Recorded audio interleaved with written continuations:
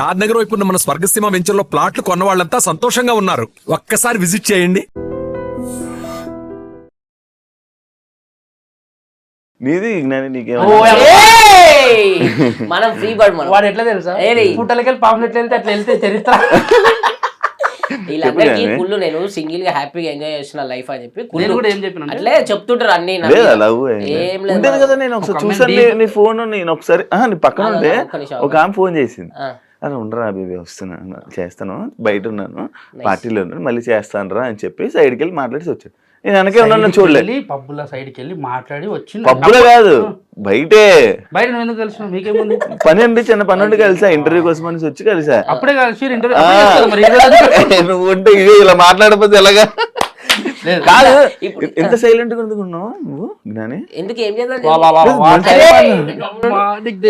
తెలియదు. చెప్పు చెప్పు చెప్పు. ఏం లేదు చరిత్ర వాడు అట్లా చిందిస్తూ వాడి కోసం బొట్టు పెడుతూ తిలకం. ఆడి వల్ల ఇప్పుడు నిరుక్కున్నావా? ఏంటిది చిన్న పంచాయతీ గొడవ? మన ఓడేమని అంటే నాకు సురం అంటది కాదు. అది ఇది కూడా గొడవలకి వెళ్తా ఉంటా. వెళ్తా జనం వెళ్తా. ఎందుకంటే నా తప్పు లేకుండా నన్ను ఎవడన్నా ఆ అమ్మ అని ఏదైనా మాట్లాడి తిట్టిరనుకో నాకు కోపం వస్తుంది. మరి ఫేమ్ పాడైపోద్ది ఆలోచన. మా అమ్మని తిడితే నేను ఎందుకు ఊకుంటా? బండి మీద పోతున్నా ఆరని కొట్టినా అరే తెరి అంటే అరే నేను ఆరనే కొట్టినా భయ నిన్ను కొట్టలే నువ్వు ఓర కూడా తెలియదు. నాకు ట్రిగర్ అయిపోతుంది. నేను మాట్లాడుకుంటాం సెట్ చేసుకుంటాను తిట్టేస్తాను. అరే ముఖమే మచ్చ గిదం కనబడుతుంది. అది బ్లాక్ మాకు వచ్చింది ఎందుకు తెలియదు.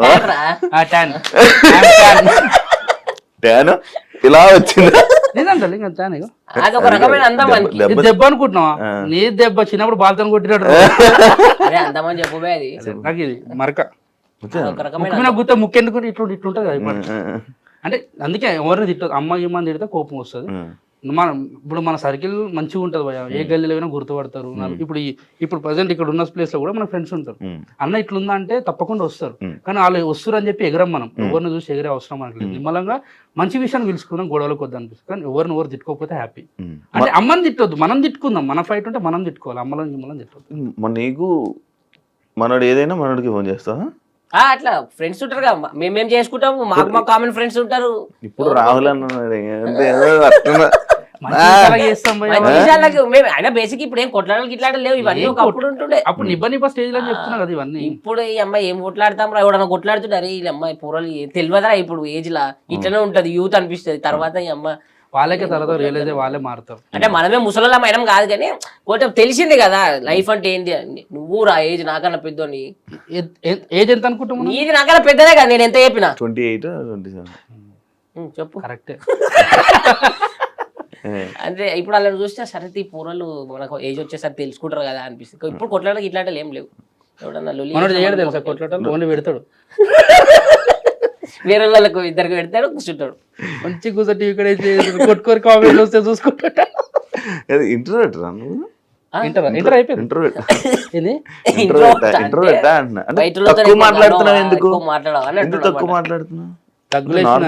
ఇప్పుడేనే కాదు బయట కూడా సిగ్గుపడతా. అదే నేను ఏమంటున్నా ఆఫ్టర్ అయిపోయిన తర్వాత అది కూడా చూసా. ఇంకా ఇంట్రోవర్ట్. అప్పుడు నువ్వు వద్దురా కింద సౌండ్ పోతాను వరుతనే ఉంటావు. నెత్తి కొట్టుకోవాలి తెలుసు. అరే అమ్మ లేస్తుంది రా ఆయన అంటే నా వాయిస్ ఇంత. అరే నేను ఎప్పుడైనా ఇంట్రోవర్ట్ అంతే. తక్కువ మాట్లాడి మనం చేసుకో. ఇది పడ్డది అనుకో మైండ్ ఖరాబ్ అయిపోతాం. అవునా? అప్పుడు మీరంతా సైలెంట్ ఉంటారు అంతే. నేను 2-3 సార్లు చూసాను. బాగా అయిపోయినప్పుడు 3-4 సార్లు అయితే నీ కారణాలే పోయినాం. ఇంటికి డ్రాప్ చేశాను నేనే. ఒక్కలకే పోదు. నేను చాలా మంచి చెప్పరా చెప్పాలా మరి మొత్తం వద్దులే చెప్పు. ఒకటి ఆఫ్టర్ పార్టీ తెలుసు నాకు. ఆఫ్టర్ పార్టీ చెప్పాలనా ఫామ్ హౌస్ లో చెప్పాలనా ఇంకా ఫామ్ హౌస్ లేదా అనుకుంటా. క్వశ్చన్ వెళ్తాం దారా.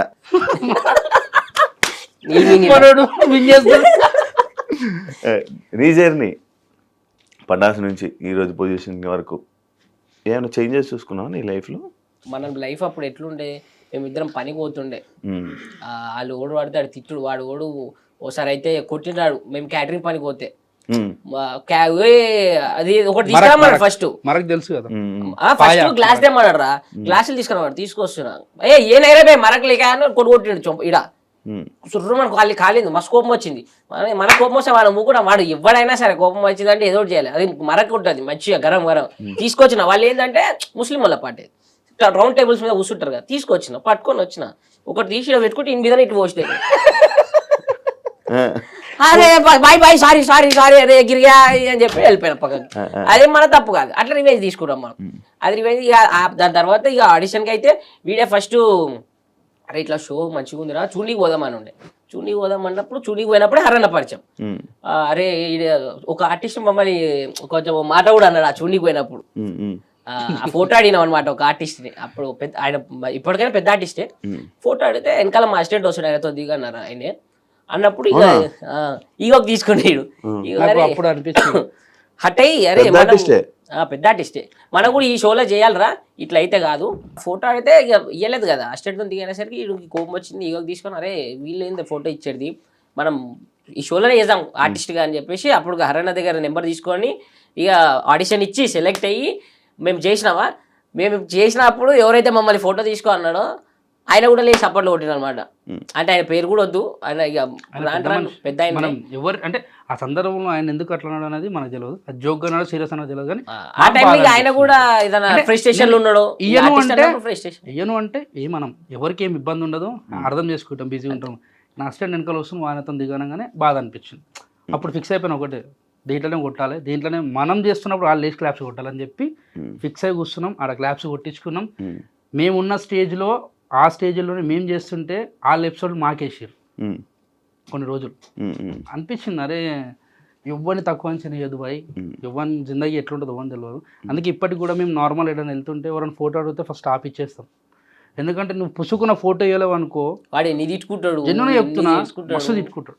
వాడైతే డైరెక్ట్ అమ్మలకర్ నుంచి తిట్టుకుంటున్నాడు డైరెక్ట్. ఇంకేంద్ర ఇంత బల్పు ఈ అమ్మాయి ఇవ్వాలి, నిన్న మొన్న పేరు వచ్చి ఇంత బల్బు చూపిస్తారు అంటారు. ఇది అంతే కానీ ఫోటో ఇచ్చారు. మనము ఏ సిచ్యువేషన్ ఉన్నా కూడా ఎవరికి తెలియదు, ఆ సిచ్యువేషన్ అర్థం చేసుకోరు కూడా.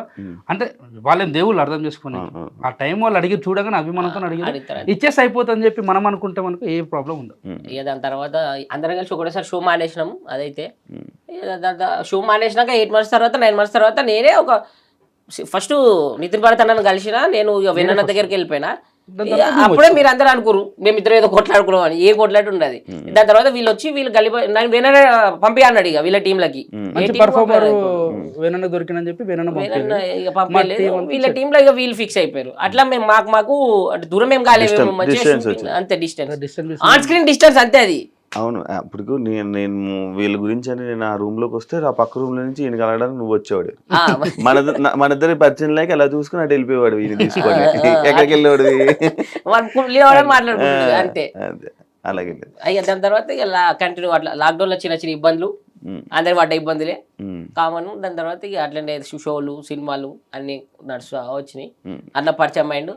ఇక అన్న అయితే ఇప్పుడు నాకు రావాలన్నా నా సొంతం అన్నలకి అంతే. నాకు సొంతం అన్న లేడు, ఆయన ఉంటే కూడా ఇట్లా ఉండకపోతుండేనేమో, అంత ఉంటాడు నాతో. మేము నాకు తెలిసి మంత్లో 30 days ఉంటే 28 days కంపల్సరీ కలుస్తాం. నేను ఒక 15 days వాళ్ళ ఇంట్లోనే ఉంటాయి. ఇక మా ఇంట్లో 15 days ఉంటా అంతే. ఫుల్ మొత్తం అంతా మనం అన్న వాళ్ళ ఇంట్లో ఉంటాం. రీసెంట్ ఏ షోస్ చేస్తున్నావు? జబర్దస్త్. ఇప్పుడు జబర్దస్త్ వస్తా మేమంతా ఒకటి. ఇప్పుడు మీరంతా మళ్ళీ కలిసినారు జబర్దస్త్. ఏంటి జబర్దస్త్ మళ్ళా మీరందరూ బ్యాక్, కొత్త షో వచ్చింది మళ్ళీ వాళ్ళందరూ బ్యాక్ వచ్చారు. ఆర్టిస్టులు అందరినీ బ్యాక్ తీసుకొని వచ్చి అందరినీ బ్యాక్ తీసుకొని వచ్చేసి మళ్ళీ ఒక సెలబ్రేషన్ చేసిరు. 12 years ఎపిసోడ్ పాత జబర్దస్త్ ఎట్లున్నానో ఆ వైపు మళ్ళీ క్రియేట్ చేద్దాం. ఓన్లీ ఒకటే జబర్దస్త్, రెండు ఫ్రైడే సాటర్డే వస్తుంది. అంటే జబర్దస్త్ ఒకటే, ఎక్స్ట్రా లేదు. జబర్దస్త్ అని పెట్టి ఫ్రైడే సాటర్డే రెండు టెలికాస్ట్ చేస్తున్నారు. ఇప్పుడు అందులో మీరందరూ ఒకటి. Super super. ఇంకా మీ ఫ్యూచర్ ప్లాన్స్ ఏమైనా ప్లాన్ అనుకున్నారా? ఎలా చేద్దాం, అలా చేద్దాం? డ్రీమ్ అనుకున్నా ఏంటంటే నార్మల్గా నాకుండే డ్రీమ్ ఏంటంటే అప్పట్లో రేకుల రూమ్లో ఉన్నప్పుడు అమ్మ ఒక మంచి ఇల్లు కట్టుకోవాలరా, ఇల్లు కట్టుకున్న తర్వాత మంచి అమ్మని కూర్చోబెట్టి చాయ్ తాగుతావా కాఫీ తాగుతావా అట్లా చూసుకుంటే చాలు, అదే నా డ్రీమ్ అనుకున్నా. ఆ డ్రీమ్ అయిపోయింది. ఆ డ్రీమ్ అయిపోయిందని అక్కడ అయిపోయినాం అనుకో, ఇంకేం రోజులు అలా కూర్చుంటావు. మళ్ళీ మా అమ్మని ఇంకా మంచి స్థాయిలో ఇంకా చూడాలి, మా అమ్మకి ఇంకా కావాలంటే మంచి పేరు తెప్పియాలని చెప్పి మళ్ళీ తపన. ఇప్పుడు మళ్ళీ లైఫ్ మళ్ళీ స్టార్ట్ చేయాలి. ఏడ డ్రీమ్ అనేది ఏముంటుంది అది కంటిన్యూ చేసుకుంటూ వెళ్ళిపోవాలి. ఉండాలి అట్లా అంతే. పండుకున్నప్పుడు డ్రీమ్స్ కనాలి అంతే, మేలుకున్నప్పుడు పని చేసుకుంటే నిజం చేసుకోవాలరా.